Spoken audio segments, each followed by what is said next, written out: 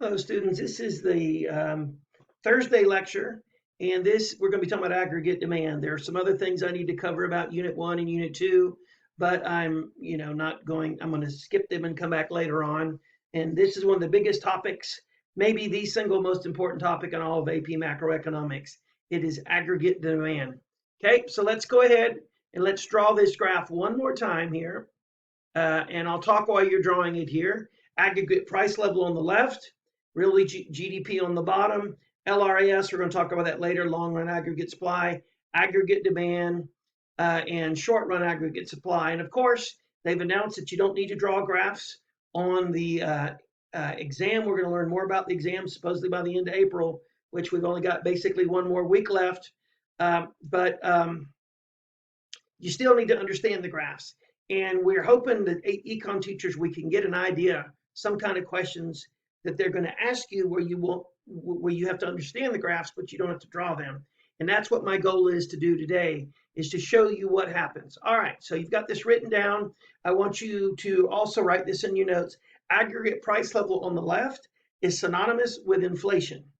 Okay, so as it goes up, if the point moves up, this graph, and prices are going up, that's inflation. As it goes down, prices are going down, that's inflation going down, or a better term is deflation, which you don't generally see too much on the AP macro exam, but you got to understand it.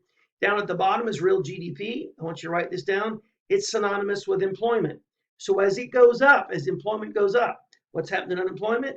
It's going down. Okay. As GDP goes down, um, you know, unemployment goes up and employment goes down. All right, so moving on here. Some definitions here. AD is aggregate, means added together. And here is the actual definition. Aggregate demand means total demand in the economy for all goods and services at any given level in a given period. And so way back in the beginning of the year, I had you guys, I told you there was, let's assume someone's standing out in the courtyard working for SGA trying to figure out how many t-shirts you're willing to buy at different prices. By the way, I wore one of my t-shirts that my water polo players bought for me. I don't wear it very often because they wrote their name on permanent ink in the back. And of course, obviously that shouldn't come off in the wash, but I want to make sure that I keep this as long as I can. Anyway, aggregate demand is the price of everything in the economy. I have no idea what that would look like, but this is it, the demand for every single product at every single price. Obviously, there's all sorts of things for sale, and I have no idea what this number looks like, but the government tracks it. Okay, moving on here. All right, aggregate demand, and I want you to draw this, and I did a little graph here. I did one myself, but I guess I can use the one on the screen where I drew this so you can get this. AD is synonymous with the GDP formula. So I'd like for you to do it like I did here, is write it down across that line. Again, I'm having a hard time seeing here. Write it right across that line, C plus I plus G plus X minus IM. And we're going to go over this in more detail, but C stands for consumer spending. That's the big thing in the economy. It's all sorts of ridiculous things.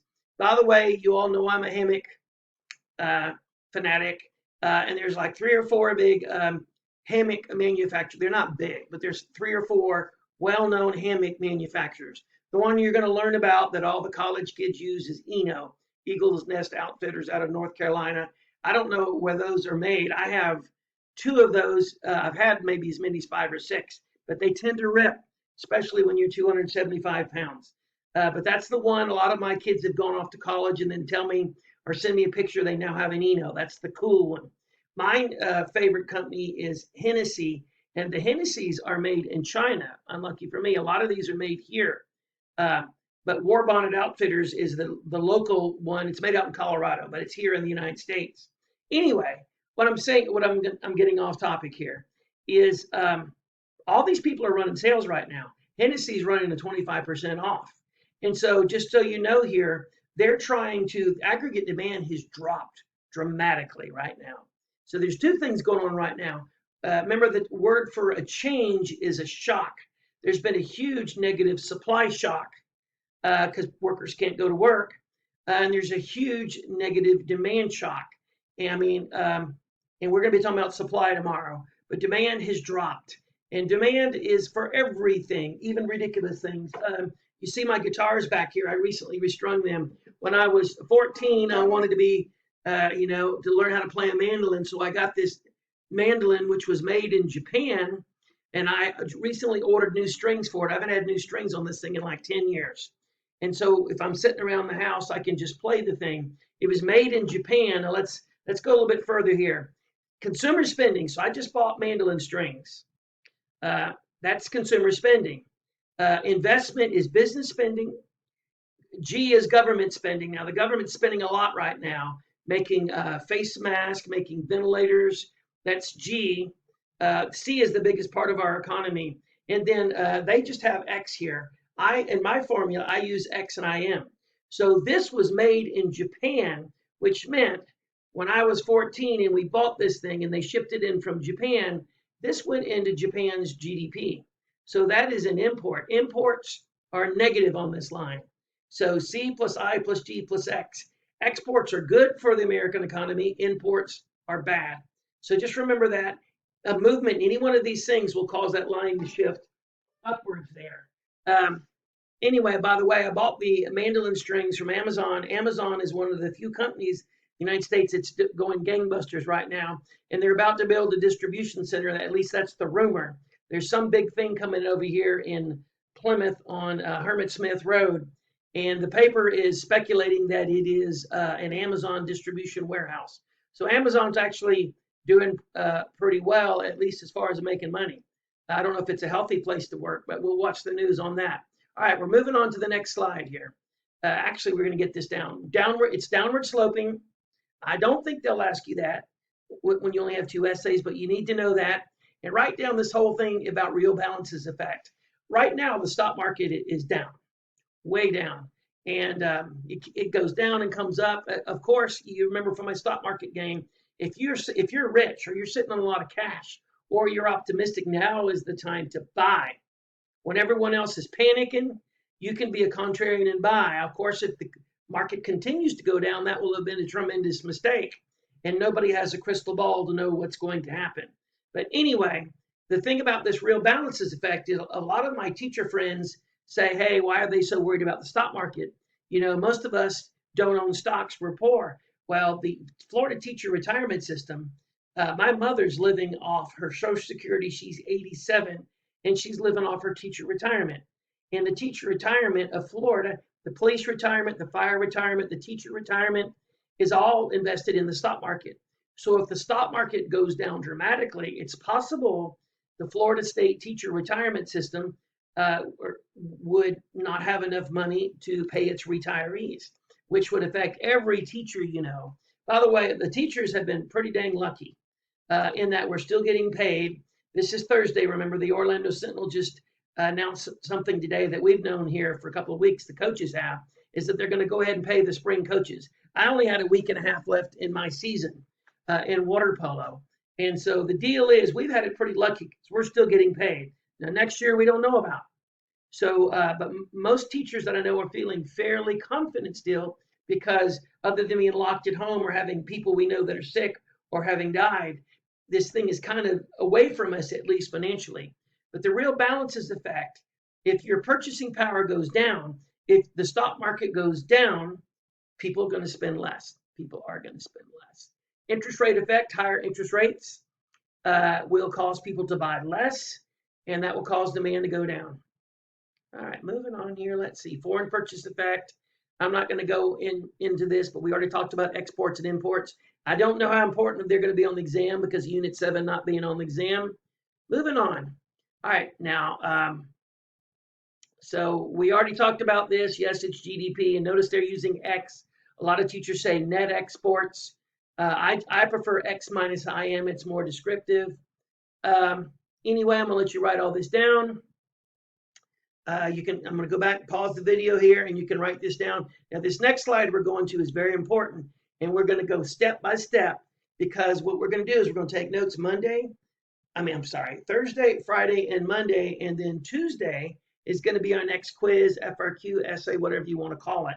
And I'm going to give you scenarios. I'm going to say if this happens, and you're going to have to figure out the overall effect, because this is most likely what the AP exam is going to be like this year. All right, so we're going to go kind of slow here. All right, consumption. That's the first part of the GDP formula. Wealth. Again, if you are wealthy, you're going to spend more money. If your wealth goes up, you're going to spend more money. I don't know about you, but we did that thing with car payments. And I said, imagine you can get whatever car you want. A lot of you bought ridiculous Lamborghini, Maseratis, cars. Aston Martins. I don't even know what these things are. But the deal is, if you feel wealthy, you're going to spend more money. If you feel a lack of wealth, you're going to spend less. And you're seeing this again with the stock market here. And you're seeing people who feel like they're about to lose their job and they feel like they're going to be on the poverty line here pretty soon. And so they're not buying, causing aggregate demand to go down. I do want to point out, if you own a bunch of oil stocks, you are not feeling very wealthy right now. If you own an oil company, you are not feeling wealthy because the price of oil has gone down. There are some positive things in this, maybe not many. And those of you who have studied the Black Death, all my AP World and AP European kids should know. I mean, there were some good things. I mean, if it's 5% good and 95% bad, that's not a good thing. But oil and gas are going down right now because there's a glut of oil and people aren't, traveling. All right, wealth, expectations. This is a major thing. If you think about, they just gave all the, not everybody, but they gave large numbers of Americans that make below 150,000 adjusted gross income. That's married couples. If you made below that, you got a stimulus check, or you were supposed to. Some people still haven't gotten theirs. The deal is, what they want you to, they want poor people to buy food, to take care of their family, to pay the rent. That's the reason why there was a big fight over who was going to get that money, because everyone's like, the millionaires don't need it. They should have some money saved up. They can sell, one of their houses. But the deal is, they wanted to get money to the poor people so they could get through this. And then people like my wife and I, who are middle income, like most of your families probably, a lot of them are, if they were worried about losing their job or their business shutting down. I was talking to one of my students yesterday. He needed a little extra time on an assignment. He's not in macro. And I told him he was a hero because he's working hard in the restaurant business. And he's like, I'm not a hero. I'm just trying to save my family's restaurant business. And so the deal is a lot of these people getting this money are not spending it. And I can't blame them, because their expectations are things could get worse. I would imagine if they were to announce today that they've discovered a vaccine and within a week or so they can inoculate everybody in the United States, I would imagine demand would go through the roof. All these people have this extra money, but hey, good times are here again. They're going to go out and spend it. But right now, expectations, people are nervous. Debt. You really got to understand this. Some of you are going to get this for an essay question next week. So right now, lots of people are borrowing money. Here's the thing. Once you borrow money, you got to make payments. When you have to make payments, you have less money to spend. So a lot of people now are going to get caught in this trap. Those of you, again, I tell kids, this is why you need to pass your AP exams. You want free college? It's right here, right now. Because a lot of you are going to go off and borrow all this money to go to college. And I'm not saying it's a bad thing, but you're going to borrow a lot of money and you're going to be stuck. I mean, there are teachers at our school who are in their late 30s and 40s still making payments on their college debt. I know some of them. So the deal is debt. The higher your debt, the less money you have. The higher your debt, the less money you're going to spend. Aggregate demand goes down. The lower your debt, the more money you're going to spend. Okay? So make sure you understand that. Understand how that's going to affect aggregate demand. Taxes. The more taxes you pay, the less you're going to spend. Demand goes down. The less taxes you pay, the more disposable income you have, aggregate demand is going to go up. Investment. Now remember, this is business spending. Interest rates. As interest rates go up, businesses borrow less. Interest rates go down, they borrow more. Very important that you understand that. Expected returns. If a business thinks it's going to make money on an expansion, they will spend the money. If they think they're not going to, they won't. And I'm going to stop the film here. The rest of this will be on the next video.